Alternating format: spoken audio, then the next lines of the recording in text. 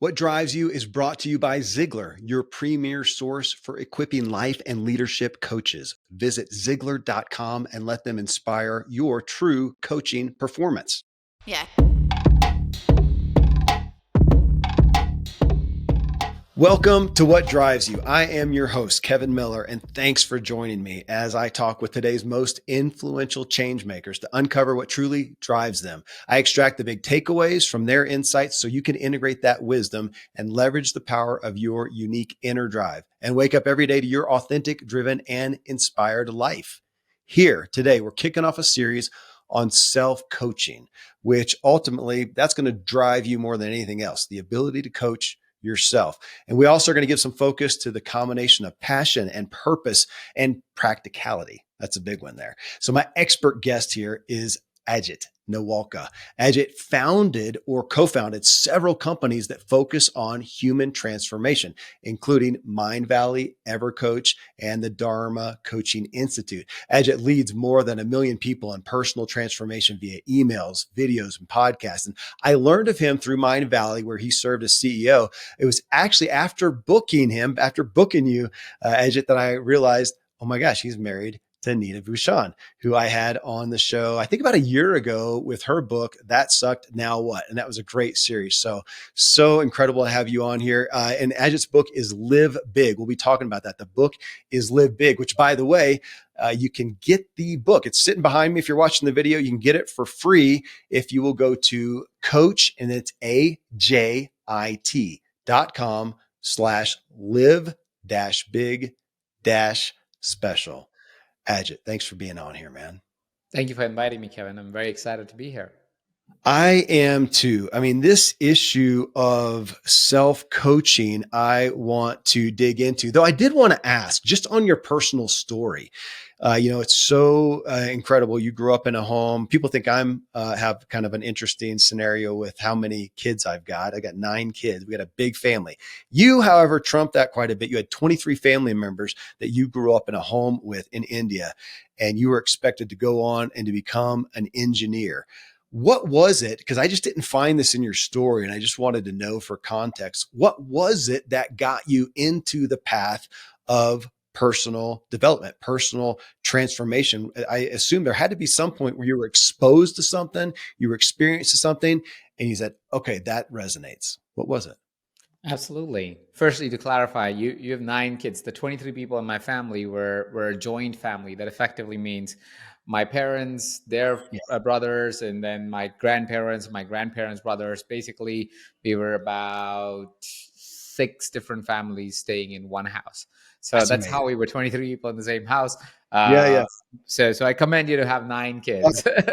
Well, man, For that's a sure. lot of people, a lot of relationships, a lot of environmental circumstances to deal with. But yeah, so here you are, and you're supposed to go the engineering route and decide it wasn't for you. And now you are and have been for so long. I'm really excited to talk about some of this stuff because you have been so immersed in personal transformation for so long. But somewhere that started, and I just didn't catch that. Yes, absolutely. So personal transformation or personal growth really got introduced to me much later in life. But I have been around personal development or the idea of coaching since I was a little kid. Let me give you a little backstory on that so you kind of have a context of why do I say that. So we lived in a joint family, like I shared already. But what would happen very often as we were growing up is we'd notice that people would come over to our house, sit with my grandfather for hours and hours at a time. Sometimes they would come in the evening and stay there till the next morning. There would be long discussions that would be happening behind closed doors. And as kids, we were just always fascinated as to what's happening here. Why are these people at our house, which is already a busy house, by the way, because 23 Yeah. people already live in there. 5 more people feel like a lot of people. And that would happen pretty much every week. And we would just be left wondering what these people are doing because they were not laughing. They were not having some big party or anything like that. They were just people and they were having conversations about something. And as I grew older, it was brought present to me that these individuals were coming to our house because my grandfather was seen as an elder in the Mm. community. He Mhm. was seen as a mentor, a coach in the community. Now, those were not the words that were used for him, but that was the idea, the value he was bringing to the community. So the people that would come over and have long discussions at the house were usually bringing their family problems, their business problems, their Yeah. relationship problems to him, and he was the guide. He was the one who was guiding them. So the idea of service Yeah. unconditionally, because again, this was not his profession. He wasn't getting paid for this. He was just doing it he was just doing it as from the kindness of his heart. So this idea of service or being able to be helpful to somebody else when they are seeking that help was was not new to me when I started my journey. It was something that is inherent and inbuilt in me since I was a little kid. I've seen it happening around me at all times.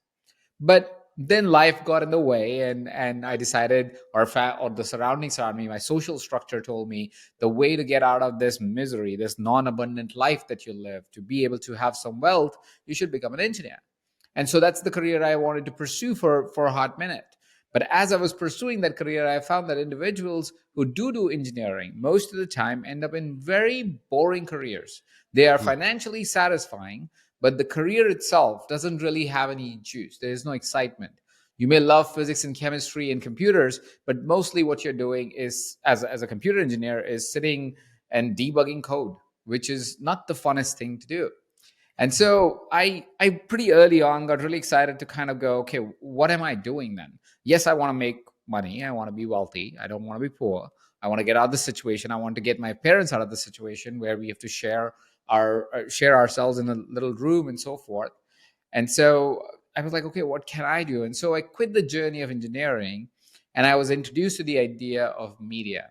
So my fascination for service, my fascination of media, my fascination of teaching generally kind of kept my curiosity on. Eventually, I would find this company that is Mindvalley. And at that time, it was a small enterprise, it was a small company running out of a house in 2008, December 2008. I joined them as an intern. And that was the first time that I fully immersed myself into personal development. So when I joined Mindvalley, I actually didn't know what they did. I had no idea. I found their websites weird and what they were talking about completely ununderstandable. But the reason why I joined them is because the pitch that was given to me was come to Malaysia. That's where they're headquartered. Come to Malaysia. It's easy access to travel to all the cities and countries around, which are all beautiful, while we pay you to learn this thing called how to work or sell on the internet. Hmm. So that pitch got me interested in this company at the time, which reintroduced or introduced me to personal development really properly, and some of the finest teachers. So the early programs that I took, because I was also trying to sell them, were programs by individuals like Bob Proctor, Silva Method, which were really exciting personal growth programs.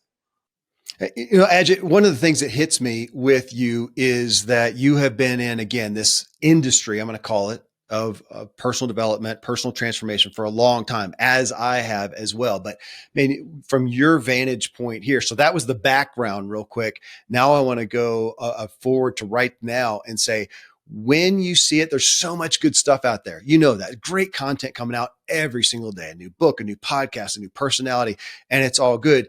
And yet, you're prone to look and go, man, what is just not working? What resonates? What comes to the top of the surface? And you say, yeah, but we're missing some things here. And I'm just going to tee you up with that. So I think the challenge with personal growth or transformation, personal transformation, is most personal transformation right now happens because of a peak event or a conversation. You may hire a coach. A conversation with coach might change the perspective that you have held until now.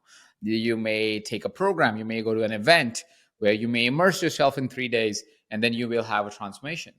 Yeah. The challenge with such transformations often is most of these transformations, while in the moment are really powerful, 2, 3, 4, 6 weeks later, they lose traction. We fall back to our old selves.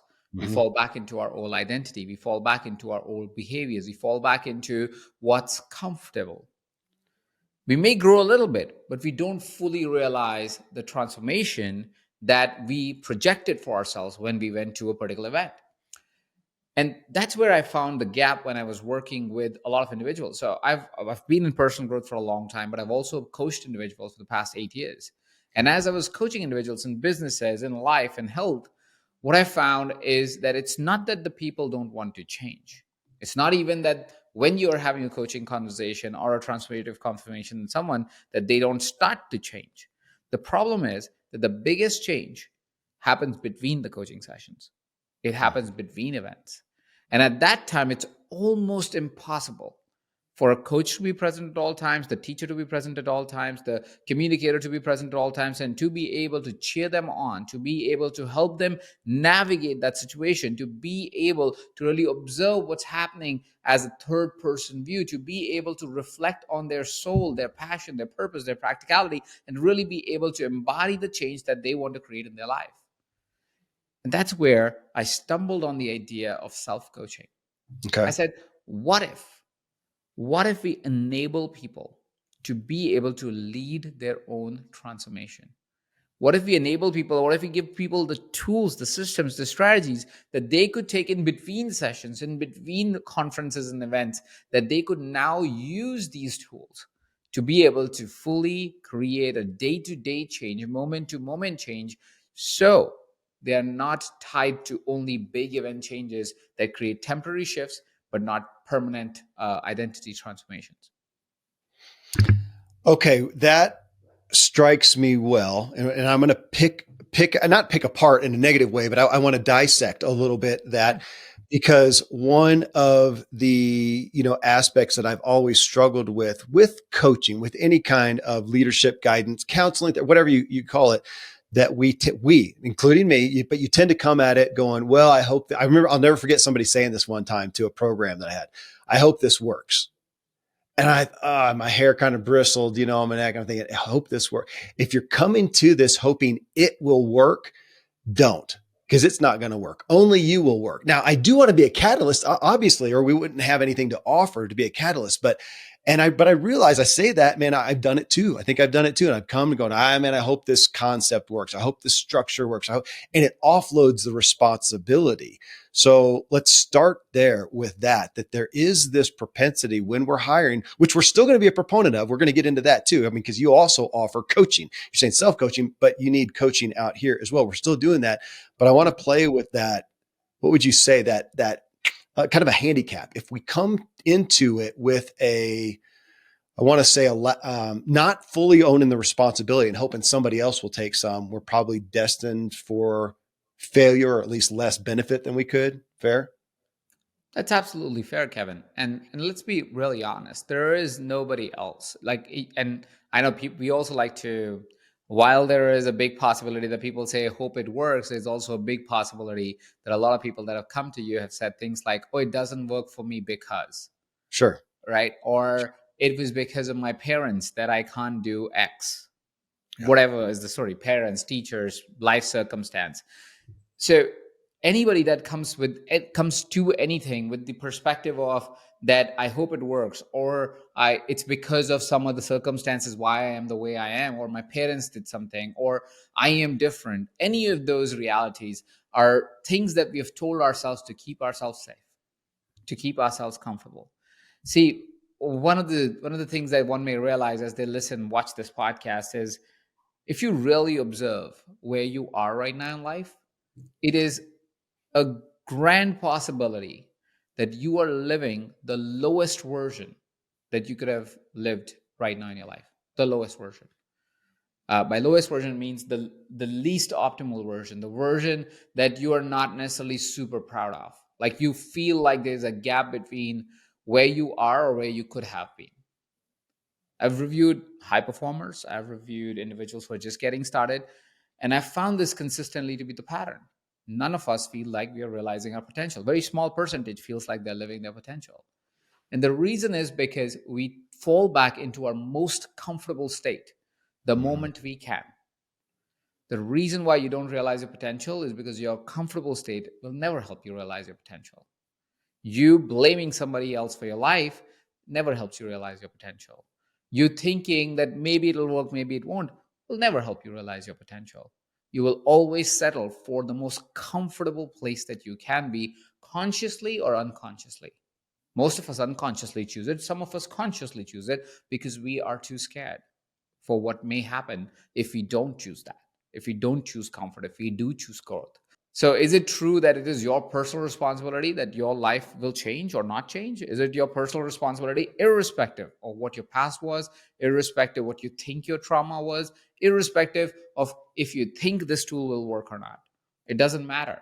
It will work if you want it to. Your trauma will control you if you want it to. Your past will control you if you want it to. Your past has no hold on you if you want it to. Your trauma has no hold on you if you want it to. And it will work if you want it to.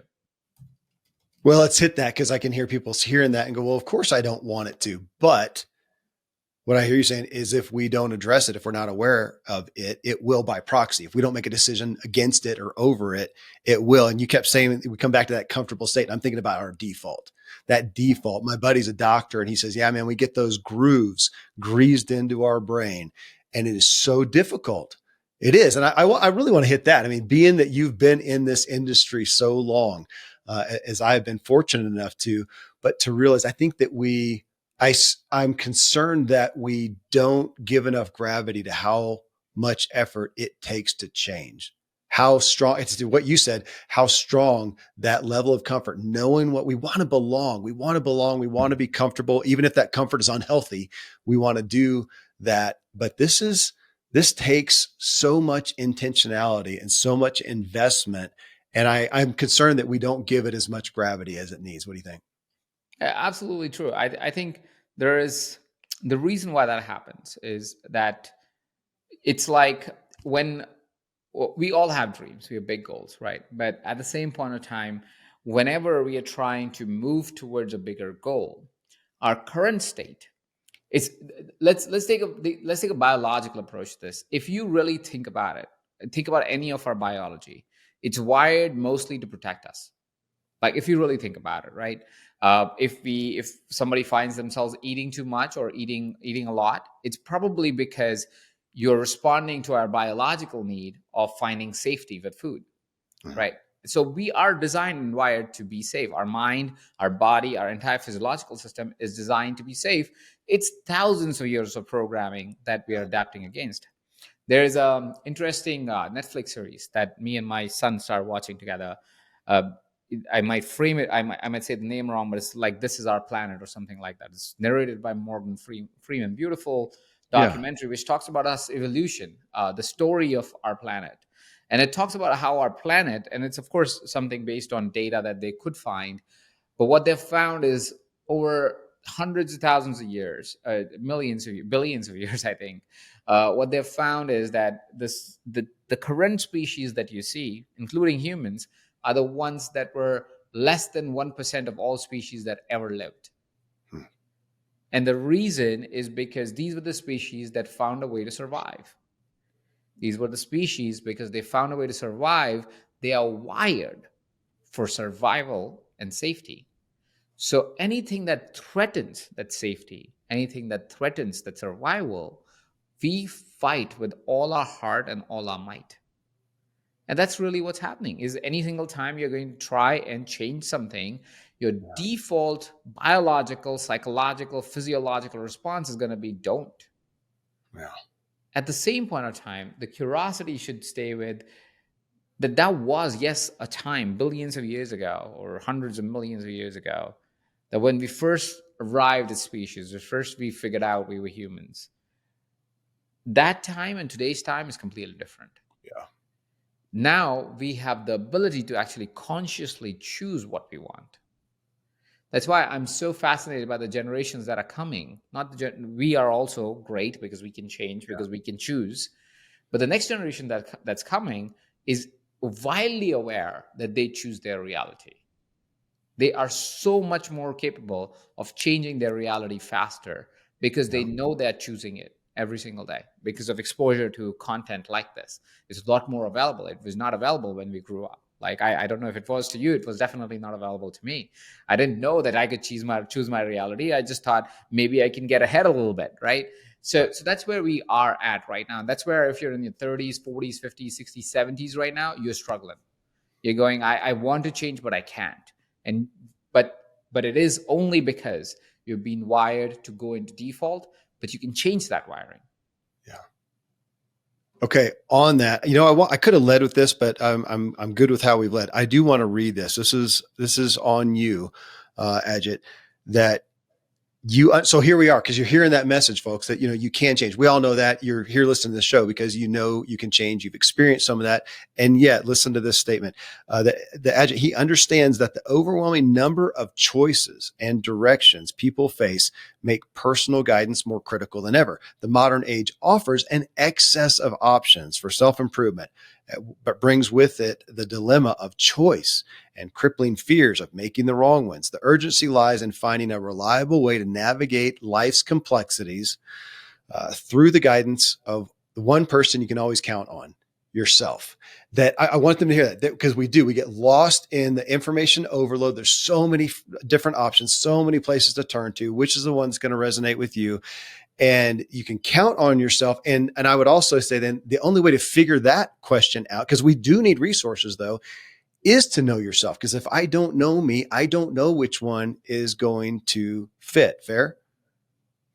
So fair. So here's a new work that I've been doing with my clients, with people who want to change their lives and are curious how to, is if you really carefully observe, you as a person is not one person. Let me explain. So you as a person show up in different ways in different circumstances, right? You may be an excellent communicator when it comes to work, but you may be struggling to communicate with your wife or your partner, right? You may be really fast when it comes to working on your computer and typing and being technically genius, but you cannot figure out how to work with AI, right? Both individuals are you. So, what you really need to observe is that in any given human being, you have had so many experiences, so many things that have happened to you in life, that you actually have multiple parts within your one identity. There's multiple identities that reside within you. And then there is an event that happens in your life that you can call as a transformative event, or the defining moment, or the defining event of your life, which Right. instills one part of that identity so strongly, either because of fear or because of the outcome that you got, that you start chasing that identity. You start reinstating all the habits that prove that that is your identity. You start reinstating your behaviors around it, your thoughts around it, and you soon find yourself as that person. Let me give you an example. Yeah. So for a big part of my life, I believed I'm an introvert. I cannot go to parties. I don't want to hang out with people. I don't want to hang out with anyone. I want to go meet my two friends and run out of the party in 30 minutes. And I'm sure we all know of such a person, right? Because there's a big, I think about 40% of the world identifies as an introvert or something like that, right? I'm an introvert. I'm an introvert, right?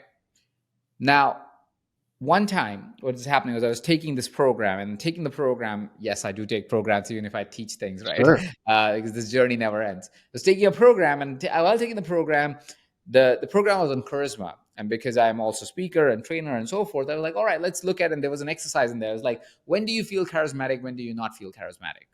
That Huh. was the exercise, to figure that out and then use that to be able to find more places where you feel more charismatic, so you can show up as a charismatic person, Right. right?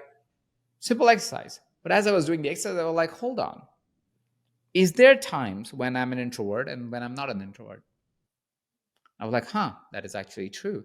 I'm an introvert when I hang out with these type of people. I'm not an introvert when I hang out with these type of people. So I got, okay, so that means that I'm not necessarily an introvert or an extrovert. So I started to backtrack. I was like, why is it that for the longest time in my life, I've called myself an introvert? And that's what I could remember ever since I was like 16 or 17 or maybe 15. I've called myself an introvert until 2 years ago, right? So a good 20 years of my life Yeah. approximately, I've called myself an introvert. I'm like, what happened? When did Ajit turn into a complete introvert, right? So I backtracked myself and I realized that I actually, as a child, was not an introvert at all. What was the case was I loved dancing. And in India, what would happen is when somebody's getting married, there will be a whole event dedicated to dancing, right? And as this event is happening, one of the things that would happen at this event is some of the kids from the community will come and perform for like 300, 400 people, right? One time, I was maybe 7 or 8 years old. I performed for the whole community. There's like 200, 300 people. I am really good at dancing. Everybody loves that performance. It becomes the key event, the highlight event of that evening, which effectively means that anybody that is getting married after that, or has an anniversary or a birthday party where they do have Sangeet or the musical night, a specific call will come to my mother saying, "Can Ajit dance at this event?"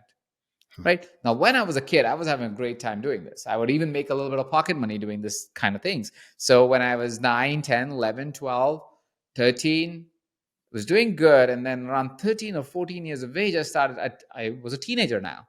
And it was awkward to go on stage and dance for like 6 minutes while people looked at you. And I started to feel awkward about it. I started to feel weird about it. I started to go, I don't want to do this. But even if I would deny, I would still be put in front of people because now I was the star. If the star Right. doesn't perform, the evening isn't complete. So Right. I would go and perform as a star again, again, again, but really hating the whole segment of it. And that, somewhere in my mind, told myself the story. Somewhere in my heart, I told myself the story. I don't like parties because I didn't want to perform. Yeah. Oh, I don't like parties means I don't like people. I don't like people means I'm an introvert. Oh, I'm an introvert. And then I told that story to myself for 20 years that I'm an introvert without ever questioning why do I tell that story to myself. That's where I realized that because I had that 7-year-old also in me, it's not that I'm an introvert. I chose to be an introvert because I made an event as the absolute truth of my life. I Right. am not an introvert. I am neither an extrovert. I like people. I like to hang out with people that I like. I don't like to hang out with people I don't Yeah. like any other human being. I Yeah. don't have to put myself in a box. And that's really where the understanding of that you could change and you could change to anything you want comes. Because if you really look at your life, you would find that anything that you currently think like, oh, I can't do, there's a part of you, there's a version of you that can. Yeah. When you say that statement right there, change into anything you want. Let's go back to we just talked, we led that section off with, we get so bombarded with the myriad, the infinite possibilities out there and don't know where to turn. Even to say that you can change into anything you want. Would it be fair to caveat that though, that shouldn't be overwhelming because there's a lot of things you don't want to be. This is Yes. finding out what you want. Okay, go there. Yeah. Yes, absolutely. You don't have to be anything really. You can choose to be whatever you want to be, right? But that exactly means that it's a choice that you're making. Like you said, Kevin, right? It's a Yeah. choice we are making. We go, I chose to say I'm not an introvert. It shouldn't overwhelm me, it should excite me. If it Well, and can I overwhelms say me, I shouldn't you do it. wanted to? I mean, Yeah. inside you wanted to because you really are. So you were finding permission in essence to say, this is who I really am. So for people to hear that, to go, gosh, it's not being, because if you think there's introverts out there who Yeah. think they should be extroverts. And so but they Yes. may not want to. I mean, they may get recharged, by being an introvert. Mhm. This is a permission to do that too. Fair? Absolutely. And just be curious enough about it. If it's coming from fear, Yeah. and Yes. if you want to change, again, it's totally always everything is conditional to do you want to change? Because if you don't want to change, there is no reason to. You are an amazing soul that has an incredible life, most likely. And if that's the case, there's no reason for you to change. But if there are areas of life, and introversion, extroversion is just an example, it could be anything, right? Sure. It could be anything that you go, hey, listen, I would love X, whatever that thing is. If you make that decision, know that you have the capabilities within you. You do have to make that choice. And once you make the choice, you have to bring attention to that choice so the other choices don't overwhelm you, right? Because at Yep. any given time, you will have many choices. Yeah. Yeah. Okay, let's hit on, I'm going to call it an elephant in the room in regards to self-coaching. Okay, because I think we've made a good case. At the end of the day, your best coach, your most powerful coach, your most insightful coach is you, should be you, can be you. However, over here, there is, and I'm going to ask you to reconcile this, Ajit. There is that reality of we often find ourselves not trusting ourselves. Mhm. Where and that's what we say, well, that's why I'm coming to get coaching because I need that. So, but that's different to say, then I need you to do whatever because I'm unaware of myself to say, I need you to help me understand Mhm. myself would be a relevant part of that. But hit the trust issue because we know a lot of people come forth towards coaching. And when you say, you need a self coach, I go, I don't trust myself. I don't Mhm. believe enough in myself. Address that for us. Well, why do you think that happens, Kevin? According to you, according to your data, according to your listeners, why do they get to a place where they don't trust themselves? Goodness, I mean, an easy term to say is limiting beliefs, which we all have. Even like that, even that story that you had, it could cause you to look back and go, man, I did not know myself and I don't trust myself. I am seeking somebody. I mean, that we're at a time right now where we've never had more people go into counseling and go into therapy, which on one hand, I would say is good. On the other hand, I haven't thought about it till now, honestly, Ajit. I could say, gosh, that may speak to the reality that we do not.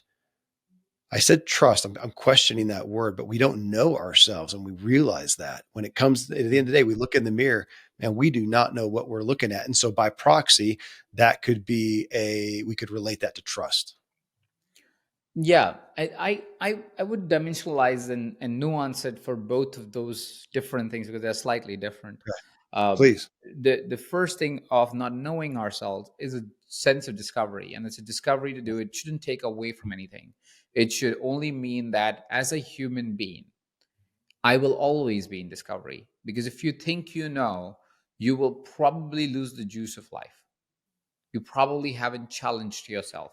And I've seen this happen with people who have crossed a certain age threshold.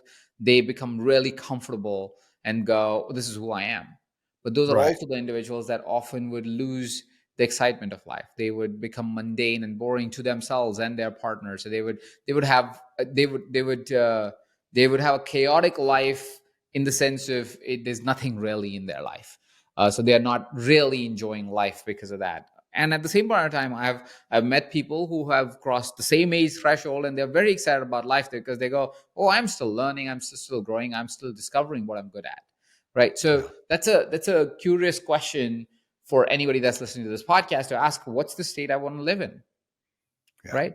It is still a little bit make believe. Life generally is. This is so.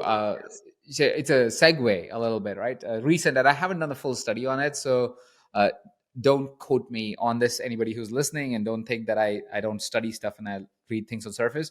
But apparently, there was a photo taken from I think the Hubble telescope recently, and that has brought the scientific community at odds with each other because suddenly it looks like the Big Bang theory might not be the right theory, right? The Big Bang theory is we all came from one big blast, which effectively means the universe is always expanding.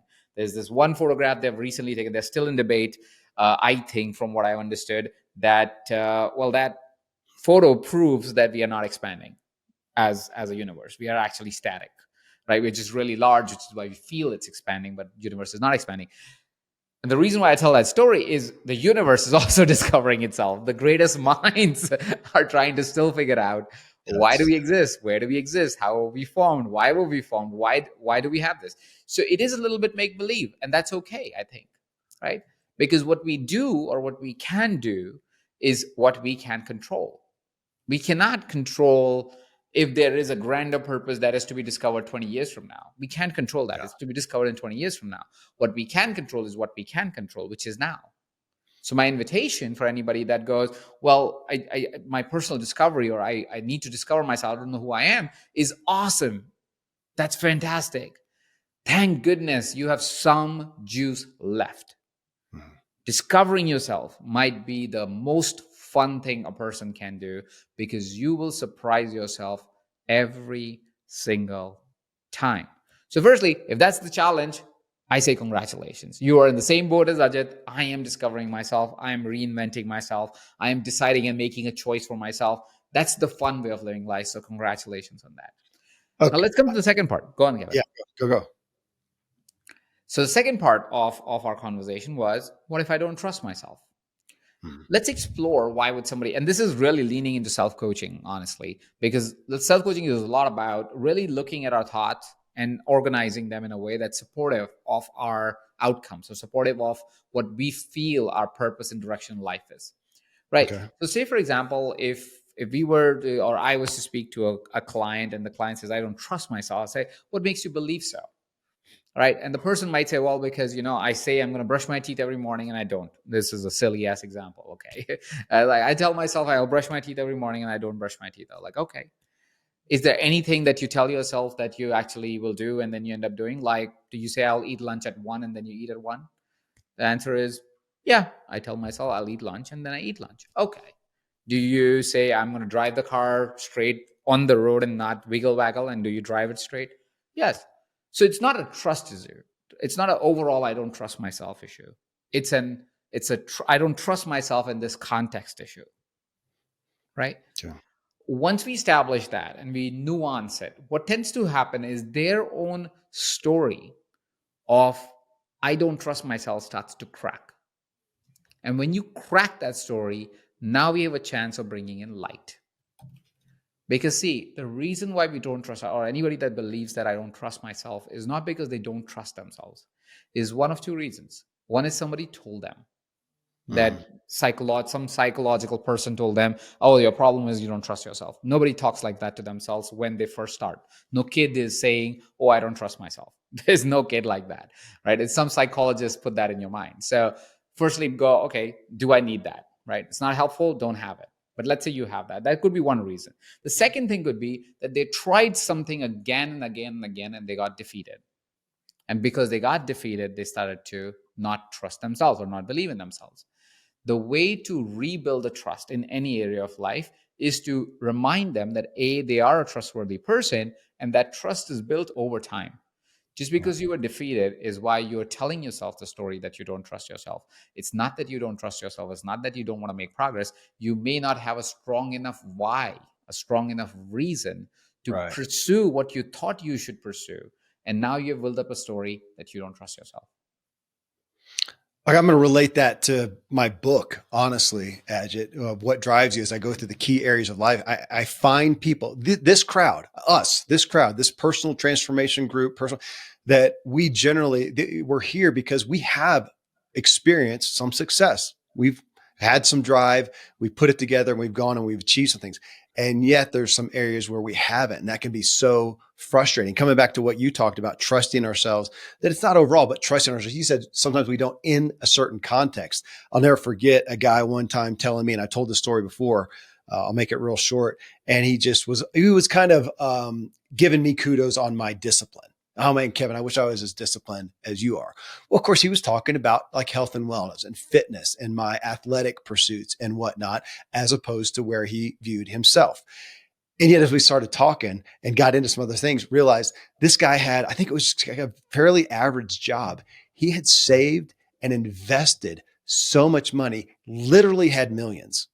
Okay. And at that time, and I'm not going to say even now, I don't have millions, sitting back there. And I'm thinking, dude, you have discipline that I can't fathom in that area. And yet we take that one area of lack or one area where we're disappointed or, yeah, somebody's told us something and we paint it and say, I'm not that. And yet, as you talked about, we can all look at areas and go, well, but you're killing it right there. And yet we paint ourselves so poorly based on one fault. One fault or one unrealized potential, one unrealized Sure. dream, one Better unrealized something. But like you, beautiful story, Kevin, but so true to all of our lives or Yeah. most of our lives, where we have done phenomenal stuff, but it is so much easier to beat ourselves up that we forget about the phenomenal stuff and we just Yeah. keep harping on how we are not able to do X because, and then we come up with a story around it and we go, we don't trust ourselves. Also, I Yeah. want to nuance it a little bit. It might help Please. anybody that might be going, no, Ajit, but I am like this. I really don't trust myself. I really don't follow through. Is look at what standard you're setting, right? Because sometimes what happens is we as people are, because we don't know what's a good standard, we just put a standard, right? And a standard offered is in relationship with somebody else, right? So, Kevin, you're such a great podcaster. I am not a great podcaster, right? Why are you not a great podcaster? Well, because I'm not as good as Kevin. But Kevin's Kevin. Ajit's Ajit. Person X is person X. You got to set your standard. You can't follow other people's standard, because when you do follow other people's standard, you will always fall short, Hmm. because somebody has done either more work, has found more talent, has found more grit, has a different story, has a different perception, so many different things that you would almost never feel like I absolutely dominate everything. That's, or if you would most likely show signs of narcissism. Right, So that's right, not good either. That's not good right. either. So my invitation would be, is find your standard. Don't copy a standard for somebody else, because you don't know their journey. You don't know what's happening inside. You're only Right. looking at the outside view of something. So if you define your standard, you will find that trusting yourself is actually much easier, because you're setting your own standard. I want to take that topic, Ajit, and play a little bit. So I'm going to play between self coaching and getting coached. Which again, you play both sides of that. You own, you're founding in companies that do both. Here's how to self coach, and you need coaching as well. So I'm going to play with that one aspect. And you mentioned, I appreciate you mentioning, as far as the Hubble telescope, the brightest minds out there, man, they're still trying to figure it out. When we take coaching, as we're all seeking some guidance, mentorship, whatever, which we are highly advocating and doing. I'm sure you have a lot of coaching in your life. I have a lot of coaching in my life. It does not come from anybody who's fully arrived.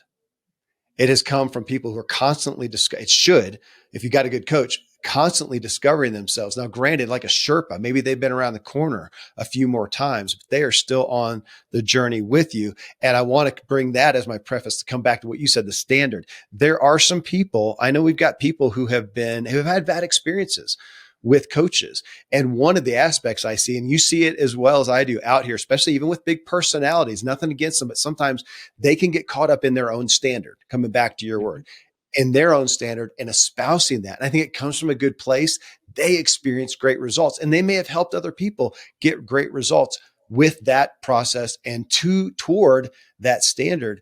And it may not be one that you actually hold as well. I feel like that's really important that you brought that out, that even amongst coaching, that we need to look and realize with some grace, realize that every coach is going to have a predisposition, a bias towards their process that worked for them and the standard that they're going towards. And it may not be yours. I guess I'll take that and point it towards our responsibility and need to really vet who we're getting coached from. We should get, and a good coach would always invite inquiry. A good coach will always invite inquiry. If we are talking about influencers, that's a different thing. Influencers are not necessarily, what they're selling you is not, what they're selling you is their lifestyle. They're not necessarily selling you personal That's a good way development. to say it. and Yes. and again, this is not to judge anyone or not. It's Right. Right. everybody's doing the best they can, or that's at least the perception I want to operate from. Is that I'm sure that that's the best they know, is why they would do it in a particular way. But for what I have seen, influencers will tell you this is what you should do.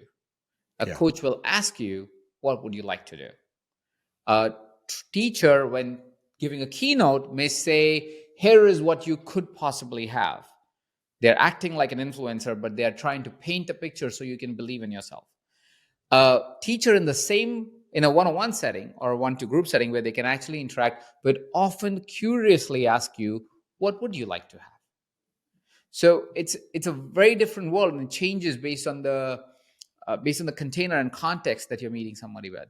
Yeah. So there's a comedian. His name is Hassan Minhaj, and he was recently criticized a lot because I think the New Yorker did an article on him, and he and in somewhere in his interview he said this line. It may not be factually true, but this is my emotional truth. This is somewhat what he said. I'm paraphrasing him. I don't remember the exact Sure. statements. And then this person goes on 27 minutes to explain what he was actually doing, right? And if you watch that 27-minute video, it's a masterclass in storytelling. You may agree or disagree with what he says or not. That's a personal choice, and everybody should have one. But what he shared was, when I'm telling a story on stage, he used to do the show called The Daily Show. He was a correspondent there, and then he did a show called Patriot Act on Netflix. Both of them very political comedy shows, right? So factually, they have to be absolutely accurate. And then he moved away from that and started doing stand up. And stand up is mostly about storytelling. And when Yeah. you're doing storytelling, you're not necessarily so concerned about the fact, but what's happening for the listener, right? Okay. And for the reason of what should happen for the listener, you sometimes dramatize. It's like when movies are created on actual events, they're not actual events Pretty all the time. They exaggerated. often don't, the people don't talk like that, right? They don't Yeah. talk in quotables. That's just not what happens, right? Right. But it happens in movies because you have to do it for storytelling purposes. And that's what happens when you look at somebody on social media. They're not always telling you a factual matter of fact. Mhm. They are often telling you things that will make a better story and will create an instance in your life where you can finally shift. Okay. Is I'm that going to is go. that making any sense? Yes, totally, totally. It does. And it brings me to another aspect of that, that as we, so back to this dual self-coaching and getting coaching, that even there with a coach, we are seeking a coach not to tell us what to do, No. who to be, the standard, as you said. A good coach, as you said, is going to be asking a lot of questions, and they are going to help you tell you what to do. And it brings me back to where you started, that we often get so inspired, motivated, driven by an event, by something that happens, by an encounter. And it's the in between where we tend to fall off. That's what we're getting coaching for continually. That's why you today are, as a, one of the most renowned coaches that we have, are constantly getting coaching to help you every moment better and better coach yourself in between moments. So it is, well, what would you, it's an alignment. It's a necessary alignment. Yes. Yes, absolutely. And yeah, you're absolutely right. In that, then we are looking for, talk to me about accountability, because that is one where we often talk about having somebody, a coach, a mentor, a counselor, whatever it is, and we are looking for some accountability. We feel that need. Even that, though, again, the greatest thing that we could do, back to self-coaching, is to be accountable to ourselves. That's the end goal. Not that we have to always have somebody there. I'm going to pick on this and exaggerate the point, but holding our hand. And I think that we do get caught into that of thinking, gosh, to run my life well, I need somebody holding my hand, and we're looking for that person. Absolutely. I think there's a research done by I want to say Gretchen Rubin, but I could be wrong about the name of the author. But there's a book called The Four Tendencies, and in the book, the author talks about that there's about, in their research, I think they researched like 12,000 people. You did get it right. It's Gretchen Rubin. I just looked it up. Yeah. You Okay. nailed Cool. Yeah. So Gretchen in her book talks about how 40% of the world would do something for somebody else but would not be able to do that for themselves. So and you might be one of them, Kevin. I'm not one of them necessarily, but a lot of times it is easier for me to do something for my wife than to do it for myself. it. Okay, sure. Right? It's much easier for us to be able to be held accountable from the outside than hold ourselves accountable. And that happens to be 40% of the world. That happens to be 40% of the world. And because of that, if you're finding yourself as somebody who has that tendency where you rather do it for somebody else and you rather prioritize somebody else versus yourself, well, you are in that club, maybe. And if you're in that club, it will be very hard for you to hold yourself accountable to certain things. Yeah. It's not impossible, but it's hard to do. So what I've found with while coaching individuals is you either find a accountability partner, which could be a coach, could be an accountability coach, could be a coach in a specific area where you want to be held accountable, or you need a drive that is crazy enough, like you tell yourself a story that is insane enough that you don't need an accountability coach.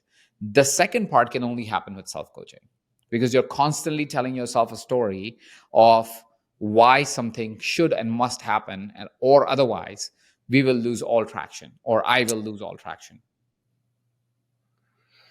Yeah, you got me thinking about how I'm auditing myself as you talk, and how do I do this? And I mean, I wrote a book on drive. I want to think that I am super driven. Well, I am, but I can also drive myself off a cliff. And so I do have people in my business and in my life who, as I have gotten help understanding me and knowing myself, say, man, this is my propensity Mhm. Please help me watch out for X. And I do place, yeah, Ajit, I do place those people in my life. Is that tracking? Yeah, that's tracking. And that's because you have given yourself a story Yeah. that is so insane that you will drive yourself off a cliff, Yeah. right? It's the story that you tell yourself again and again. It could be for whatever reason, could be in whatever dimension, it doesn't matter. But you will, or you are capable of driving off the cliff. So you need a different kind of accountability so that you don't drive off the cliff. So you need somebody to create the checks and balances for you. Mm-hmm. So that's when, even if you're internally accountable, you want to be mindful of how far are you going to take that line? How further are you going to go?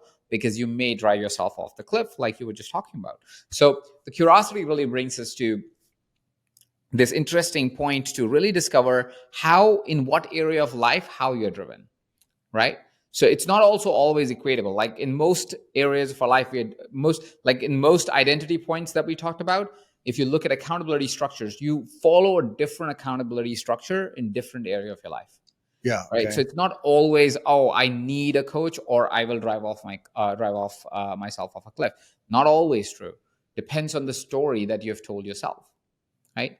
If you tell yourself a story that is intense and it's world ending for you need somebody to hold you, to carry the check and balance, to tell you to take a break, right? Yeah. If you told yourself a story, hey, I'm trying to build a skill, but I'm not super certain how to do, I need some support, then well, you're going to need an accountability partner that actually externally holds you accountable to do that thing, right? So then you can be having a partner, could be having a coach, could be even doing a self-coaching structure that helps you build a new character in yourself, right? So for example, I do this practice called Mishogi 60, which basically I take 6 areas of my life that I want to focus on for the next 60 days. And these are small areas of my life, like increase your protein count, right? Amount of protein that you eat, for example. It's a small area.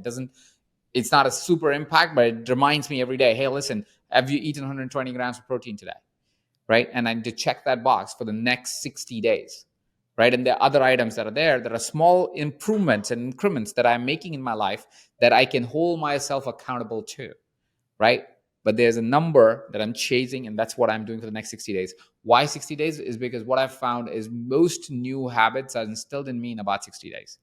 And the global survey suggests, as of now, and this number changes a lot, says anywhere between 68 days to 120 days. That's the number again, but this number changes and it's so personal to person. I wouldn't like to really hold on to it, but at least I would try anything for 60 days before I say it will happen or not. Right. So that's a self accountability measure that you can take. I could also hire a coach to do that. Right. I All could right. also have somebody, like, for example, about 2.5 years ago, I committed to my health. Until that time, I had never hit the gym, literally. I was vegetarian. I come from an Indian background. I would eat a lot of Indian food ordered in. So it was garbage food. Like, it was just like my health was a mess 2.5 years ago. And then I had my daughter. And as I had my daughter, one of the days I was taking my son out, who was 3 at the time, to go play in the playground. And we were running around. We were having a great time. We were having super fun. And I live in Austin, which is hot, which is very hot. And it was really hot day in July when this was happening. And we were running back and forth, and we are having a ball of a time. We are having a good time. We are running. And as we were running, of course, I get really tired and exhausted, and I'm huffing and I'm puffing, and I'm feeling like, oof, I'm like really out of this. And my son looks at me and says, "Dada, Dada, let's go run." I'm like, give me a minute. Right? And Yep. he's going, no, Dada, let's run. I'm like huffing and puffing, and I go, Ari, his name's Ari, give me a break, brother. I'm like really tired. Like, I'm really tired. Give me a minute. Let me catch up. And he looks dead in my eyes and tells me, Dada, you always tired, Hmm. right? To hear that from a 3-year-old while I was 36 myself, not 36, 37 myself, was disheartening. Right? It breaks your heart a little bit. You're like, I'm not that old. Like, I'm not grandpa who you're saying I'm always tired. But well, there was truth to it. I was always tired. And that was because I was eating garbage food and never really respecting my body. So Yeah. yes, it did feel like I was always tired. It did feel like I was always wanting the couch. And so I decided, hey, listen, that's not what my life's going to be.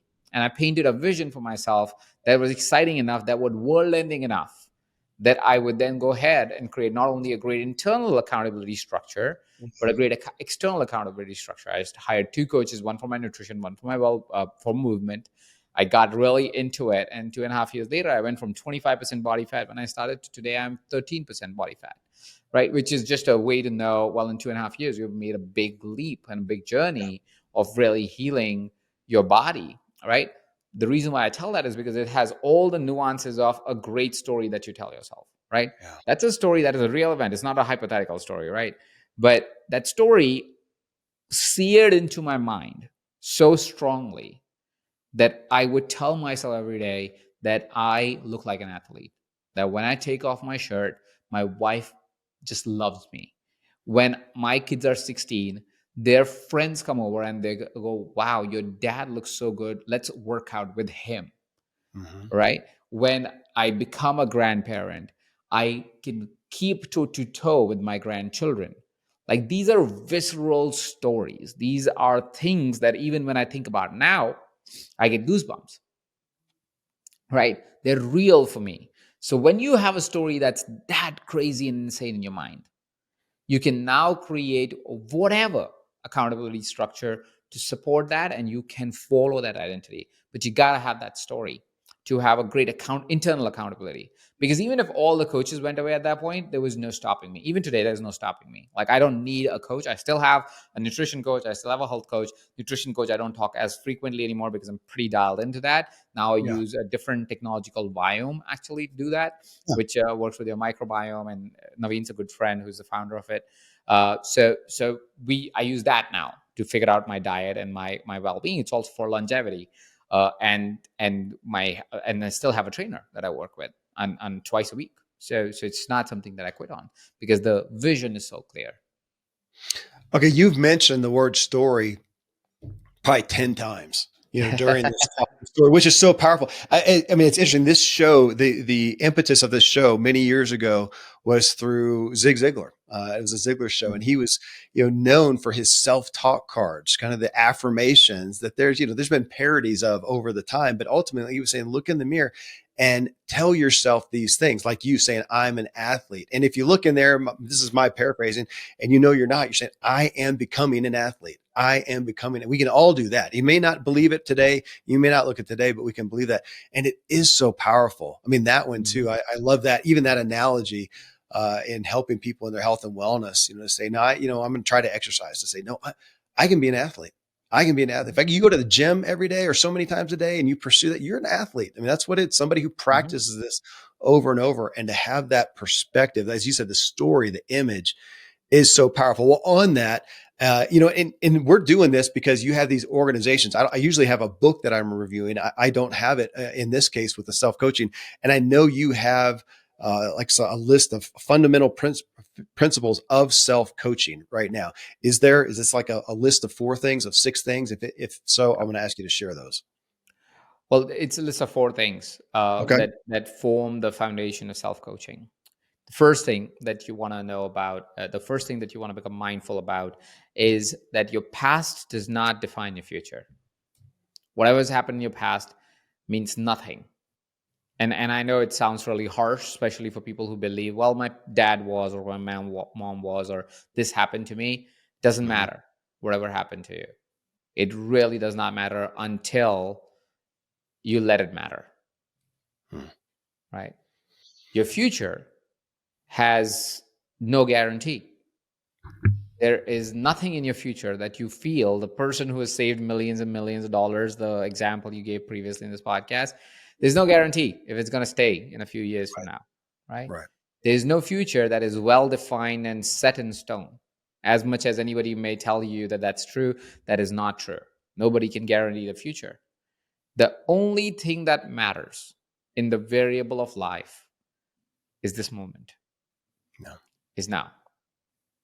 If you decide in this moment that your past has no hold on you, the past will not have hold on you. If you decide in that moment that the future shouldn't create anxiety for you, it won't create anxiety for you. The first principle of self coaching is the only thing that matters. The only thing that matters is now, not the past, not the future, only now. So get really present. What's the truth of now? That's the only thing that we need to know. First thing, and get present in this moment.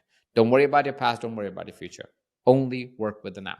That's the first principle of self coaching. The second principle of self coaching is what we call organize your mind. At any given time, you have a multiplicity of thoughts, which means you have many thoughts that you can choose from. The one that you choose the most becomes your identity. But at any given time, you do have the choice of choosing another thought. So if you believe you're an athlete, you can choose that thought, and everything that will follow will be different than if you choose that I'm not a healthy person Yeah.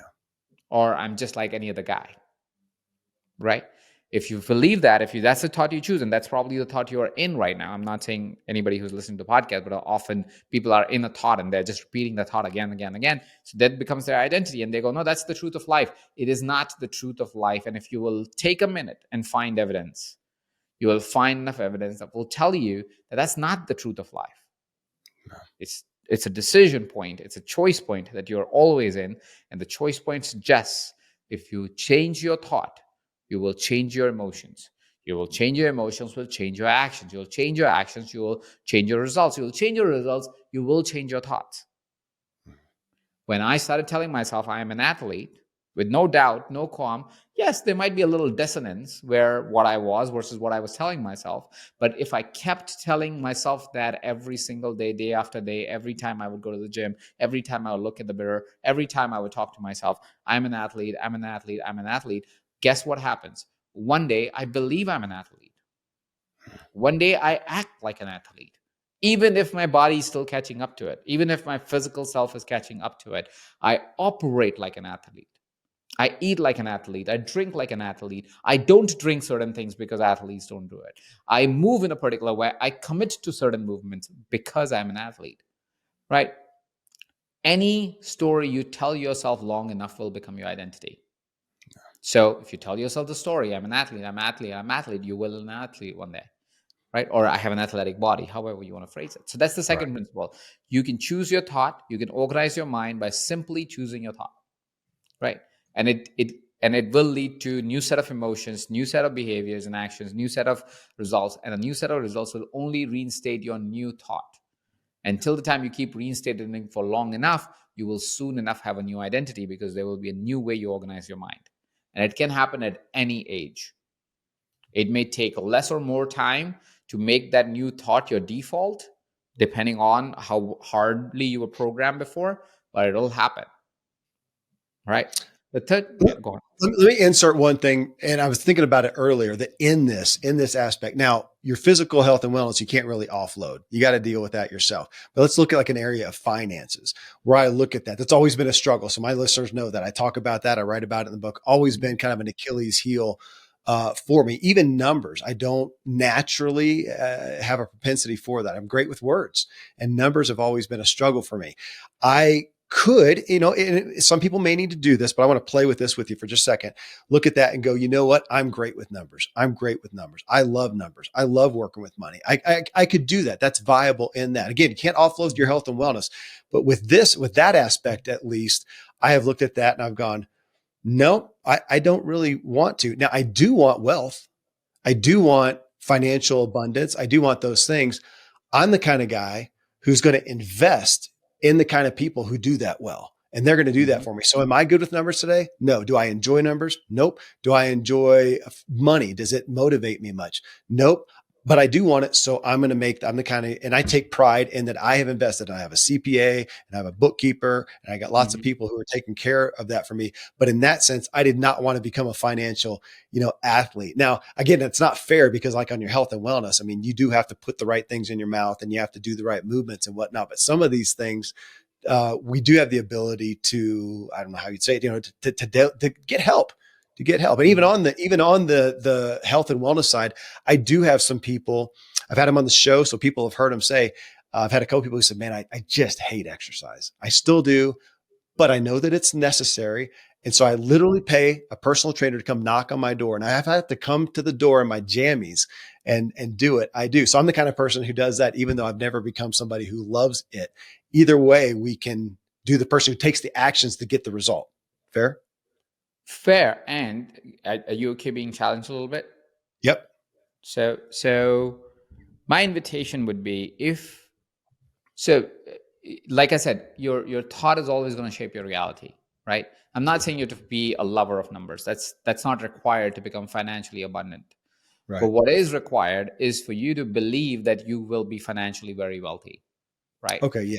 Right. Yes. So if you go, well, I have good money, I have good financial habits, doesn't make you incredibly wealthy. Sorry, right? Yeah. It's like if you want six pack abs, you have to have a narrative like I have an athletic body, because Yeah. athletes tend to have such kind of things, right? But if you say, oh, I'm just healthy, well, you're setting yourself up for a lower standard, Okay.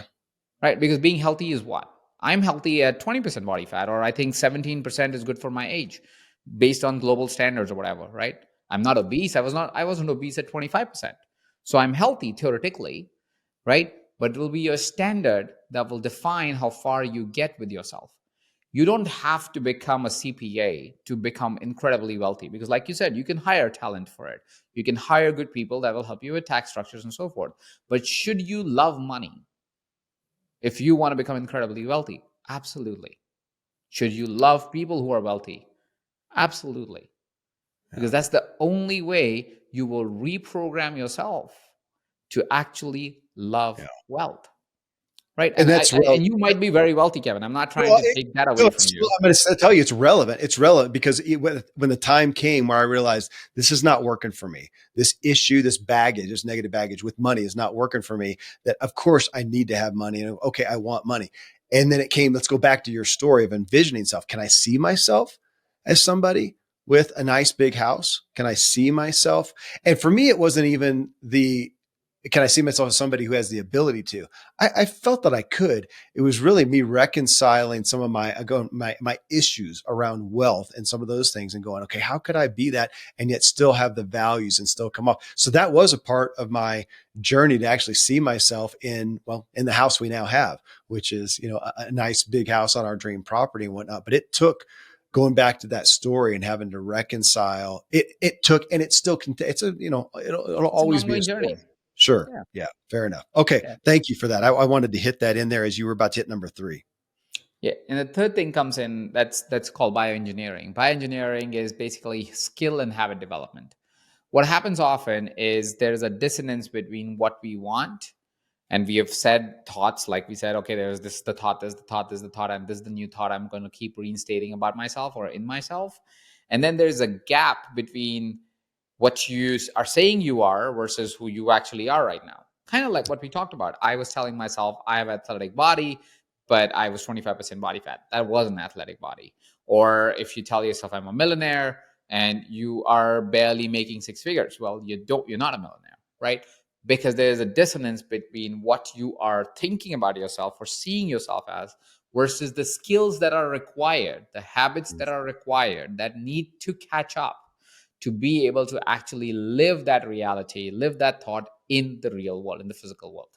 And that's really where that dissonance sits. And that dissonance is something that takes time to be covered, but you need that engineering that happens on a day-to-day, moment-to-moment basis in your biology, in your habits, in your skills, so you can catch up to the identity that you are going to, or you're telling yourself that you're going to live, right? It's not only that I had to, yes, I wanted to have a body like an athlete, but I had to also learn how to move my body, even if my coach wasn't there.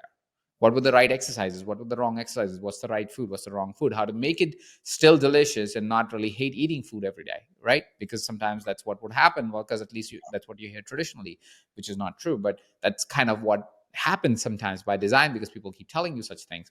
For finances, you need to understand how a P&L of a company works. You need to understand what are the good investment opportunities. You need to understand that there's something called a high yield savings account, and your emergency fund can just sit there, right? So it's these are just things that you go, oh, okay, I need to build certain skills if I want to have that life.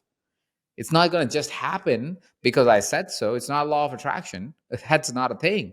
Law of attraction works because you're doing things for it. You're not Right. just sitting, right? So bioengineering mostly focus on, okay, this is who I am. This is what I will be.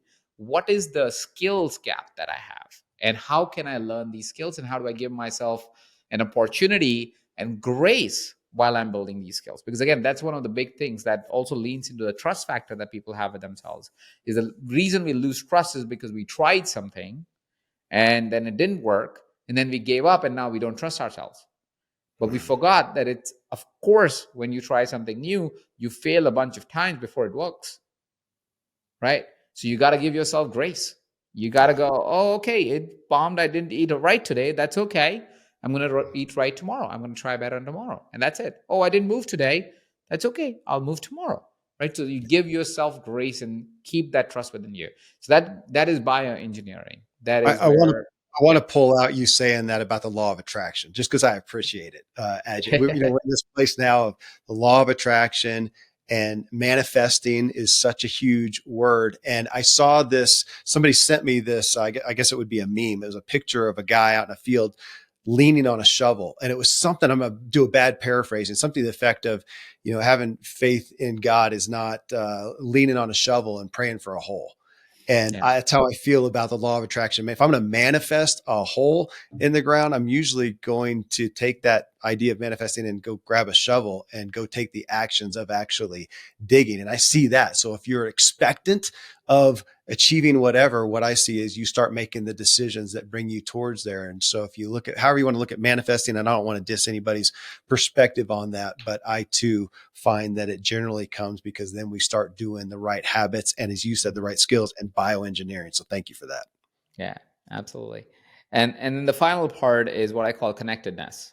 And connectedness is a little bit more arbitrary, you can say, in a way, but Okay. it leans into the idea that there's a point in our lives, and it's not everybody who hits this point, but there is a point in a lot of our lives where we go, what's the point of all of this?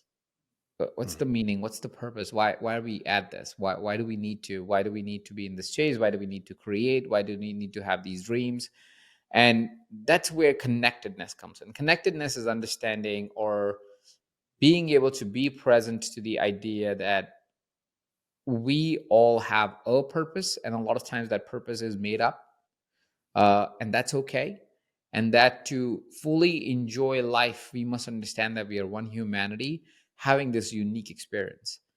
And we need to believe in something. And I'm open to, if somebody says, hey, I believe in God, that's perfectly okay with me. I don't judge people for that, because I do understand that emptiness, spiritual emptiness, if I may call it that, that one may feel when you're chasing great things. When you're trying to do something that is great for you, it doesn't have to be great in context of the world, but it is something that's extraordinary for you that you're chasing. Sometimes you need support of your highest self, if I may call it that, or the universe, or God, or whatever that is that you would like to name it, because there, or oneness, which is what I truly like. One consciousness, which is what I really like, is that you and me, Kevin and I, and every listener on this podcast is deeply, meaningfully connected with something that we cannot explain, something that seems infinite, that may be the universe, maybe something else, I don't know. But there's some connectedness that we all get to share and get to enjoy, which is why we must do meaningful work, which is why we must live meaningful lives, so we can contribute to this large collective that we get to experience. In simplified terms, it could also be called to have a purpose and meaning in life. And however you define it is something that I think is very important when you are about to do hard things. Because at Yeah. some point you go, why am I doing this? And if you don't have that purposefulness, if you don't have that connectedness, even if it's made up, and I truly advocate that if you don't have one, make it up. And that's perfectly okay. Yeah. Because it'll give you a chase that will be exciting. Ajay, I love that. It's a great way for us to end and pick up on actually aspects of spirituality, which we'll hit in part 2 of what drives you. But man, thank you. It feels like a masterclass. I know our focus here is self-coaching, but you just have me really thinking on the aspects of leading myself, that I am called to lead that's part of my purpose, is to lead myself and lead myself well, so that I can lead others well. Let me again give a resource, folks. Thanks for tuning in with us. As always, you can find Ajit again, his book, which for those of you watching the video is behind me, Live Big. You can get it. He's giving it for free. Go to Ajit, AJIT, coachajit.com/live dash big dash special. And you can get the book. We didn't even get into the book. That would be another hour of the show. And I went through it. I studied it. I'm so grateful. Again, he talks so much about passion, about purpose, and about practicality, which is where a lot of us get lost in the sauce, in essence, of that. So I highly recommend the book. Check that out. It's Live Big, the Entrepreneur's Guide to Passion, Practicality, and Purpose. Though I'm going to say you don't have to be an entrepreneur to get great benefit out of that. I'd say the individuals, but I appreciate the focus on entrepreneur. So next episode that you guys will find, we're going to be talking about what drives Ajit. And if you appreciated this podcast and what you hear today, and I know you did, please give us a rating on Spotify and on Apple. Give us a review and talk about what you got right here and let us know. It's such a great benefit to hear. Not that you just like the show at large, but you like this episode specifically. And you can find us and you can see us and you can see Ajit's awesome hat because he's never without a hat. I know that much about him. And you can check it out on YouTube and all the social media. We'll be doing clips there. Check us out. Find me at kevinmiller.co. And if you want to learn how to master your inner drive, get my book, What Drives You, on Amazon. And until next time, folks, stay driven. Yeah.